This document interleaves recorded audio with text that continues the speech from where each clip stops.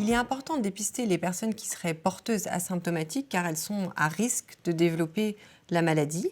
Et nous allons leur proposer, donc, à l'issue de ce conseil génétique, un suivi régulier dont la périodicité des consultations et des explorations complémentaires sont déterminées par les recommandations du PNDS. On va débuter par un premier bilan initial qui va correspondre à un état des lieux pour savoir quel est le point de départ et de s'assurer que les personnes sont effectivement asymptomatiques.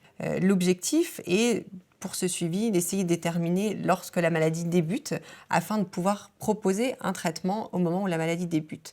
Nous disposons actuellement de plusieurs traitements pour cette maladie, ce qui est un grand progrès au cours des dernières années et ce qui a permis de proposer certaines choses à nos patients, mais il faut le proposer le plus tôt possible parce que ces médicaments permettent de ralentir la progression de la maladie, mais non pas d'en guérir. Par ailleurs, le fait d'être porteur asymptomatique et d'être à risque de développer une maladie peut influencer certaines décisions de vie personnelles et peut avoir un impact sur les décisions que les patients prendront par la suite.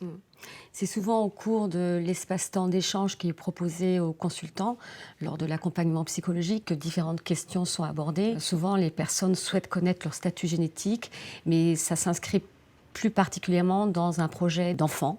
Et ils se posent la question de leur propre statut génétique et du risque de transmettre à leur enfant. Donc nous, c'est important de leur exposer les possibilités d'accompagnement, de procréation médicale assistée, avec les possibilités de diagnostic prénatal, de diagnostic préimplantatoire. L'objectif, c'est pas de les orienter dans une direction ou une autre, mais plus de les aider à s'approprier leurs propres décisions, de réfléchir avec eux et de les faire maturer dans leurs décisions. L'annonce des résultats correspond à un moment très particulier dans la vie de ces personnes qui vient parfois rompre un certain équilibre et c'est un moment auquel il faut faire attention. Oui, le conseil génétique se déroule sur une longue période. C'est une longue période d'incertitude, de questionnement et d'attente.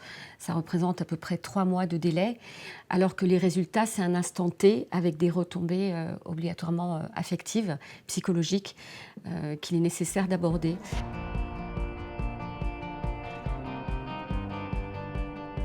Le conseil génétique, c'est une consultation qui se déroule sur plusieurs mois. C'est un temps nécessaire d'élaboration, de compréhension. Et c'est important que la personne puisse absorber les informations qu'elle a reçues, puisse s'approprier elle-même le discours souvent objectif du médecin pour pouvoir exprimer son propre vécu subjectif. Donc c'est important qu'il y ait un accompagnement psychologique dédié pour le conseil génétique.